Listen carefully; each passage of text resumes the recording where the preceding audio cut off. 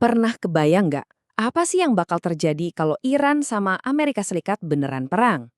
Nah, untuk ngebahas itu, kita harus mulai dari dasarnya dulu. Perbedaan kekuatan militer mereka yang jujur aja, jomplang banget. Coba deh lihat angka ini, 886 miliar dolar. Ini adalah anggaran pertahanan Amerika Serikat dalam setahun. Angka ini lebih besar dari gabungan anggaran 10 negara di bawahnya. Jelas, ini jadi fondasi kekuatan militer mereka di seluruh dunia. Sekarang, kita bandingin ya. Dan ini anggaran pertahanan Iran, sekitar 15 miliar dolar.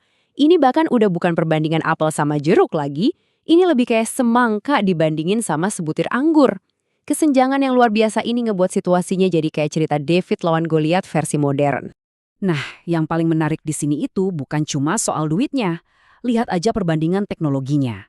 Amerika punya lebih dari 13.000 pesawat, Iran cuma sekitar 500-an. Dan yang lebih krusial, Amerika punya ratusan jet tempur siluman generasi kelima, sementara Iran, nol. Ini benar-benar jurang teknologi yang dalam banget. Kalau lihat perbandingannya kayaknya nggak seimbang banget kan?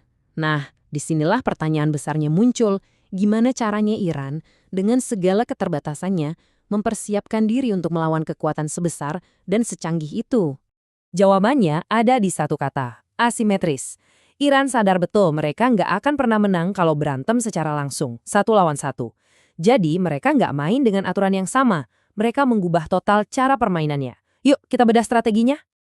Oke, jadi strategi Iran ini ditopang sama 4 pilar utama. Pertama, mereka punya ribuan rudal balistik. Kedua, mereka punya jaringan proksi di seluruh kawasan. Ketiga, geografi negara mereka yang bergunung-gunung itu jadi benteng alam yang susah banget ditembus. Dan keempat, taktik laut yang cerdik. Ini cara mereka untuk menusuk dari arah yang nggak terduga. Nah, gambar ini nunjukin dengan sempurna gimana strategi angkatan laut mereka bekerja. Tujuannya bukan buat nenggelamin kapal induk raksasa. Bukan, tujuannya adalah untuk ngeroyok, bikin Teluk Persia jadi tempat yang sangat berbahaya dan mahal buat dilewati kapal musuh. Dari sini, kita masuk ke duel utamanya. Apa yang terjadi kalau senjata andalan Iran, yaitu ribuan misilnya, diadu sama sistem pertahanan super canggih milik Israel dan Amerika? Jadi gini, pertahanan rudal itu bukan kayak satu tembok raksasa. Bayangin aja kayak beberapa lapis jaring ikan dengan ukuran lubang yang beda-beda. Setiap lapisan dirancang khusus untuk menangkap jenis ancaman yang berbeda, di ketinggian yang berbeda pula. Kita mulai dari jaring paling luar dan paling tinggi. Tahat.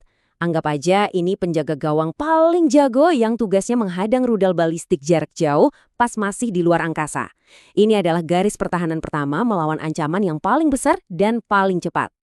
Terus, kalau ada rudal yang kayak Kim Top-o-Brang lolos dari TAT, atau mungkin ancamannya nggak setinggi itu, ada lapisan berikutnya, David Sling. Nah, sistem ini lebih fleksibel, bisa menangkal berbagai macam rudal, mulai dari rudal jelajah sampai rudal jarak menengah di lapisan atmosfer atas. Dan di lapisan terakhir, yang mungkin paling sering kita dengar namanya, ada Iron Dome. Ini adalah perisai pelindung untuk titik-titik vital seperti kota atau pangkalan militer. Tugasnya menembak jatuh roket-roket jarak pendek dan mortir. Ini pertahanan jarak dekatnya. Nah, disinilah letak strategi cerdik Iran. Mereka tahu ada pertahanan berlapis. Jadi, tujuan mereka bukan cuma nembakin 1-2 rudal, tapi menembakkan ratusan rudal secara bersamaan. Tujuannya sederhana, bikin pihak bertahan kehabisan amunisi untuk mencegat. Dan kenyataannya, strategi ini cukup efektif. Berbagai simulasi perang menunjukkan secanggih apapun sistem pertahanan, kalau diserang dengan jumlah yang masif, kemungkinan besar ada aja yang lolos. Dan dalam duel rudal, satu rudal yang lolos pun akibatnya bisa fatal. Oke, dengan semua taktik dan teknologi ini di atas meja, skenarionya bisa jadi apa aja. Dan yang lebih penting, apa sebetulnya bahaya terbesar dari semua ini? Jadi, para analis biasanya melihat ada 3 kemungkinan jalan cerita. Skenario terburuk, perang regional skala penuh yang melibatkan banyak pihak dan mengacaukan ekonomi dunia. Skenario jalan tengah, perang terbatas, cuma saling balas serangan rudal. Dan skenario terbaik, diplomasi internasional berhasil menenahi dan mendinginkan situasi. Tapi tahu nggak, ternyata jalan mana yang bakal dipilih itu bukan soal secanggih apa misil atau pesawat tempurnya. Bahaya sungnya justru terletak pada sesuatu yang jauh lebih rumit. persepsi dan salah paham antar manusia. Ada sebuah konsep yang sangat berbahaya namanya paradoks eskalasi. Dalam sebuah simulasi perang, tim Amerika merasa respon militer mereka itu minimal dan terkendali.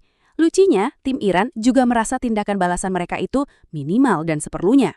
Masing-masing pihak merasa mereka cuma bertahan, tapi melihat tindakan minimal dari lawannya sebagai sebuah eskalasi besar. Ini seperti lingkaran setan, di mana kedua pihak sama-sama merasa menahan diri, padahal mereka justru saling mendorong ke jurang perang. Dan disinilah kita sampai pada kesimpulan paling penting. Resiko terbesar dalam konflik semacam ini bukanlah rudal balistik atau pesawat pengebom siluman. Resiko terbesarnya adalah sebuah kesalahpahaman kecil yang kemudian membesar dan lepas kendali.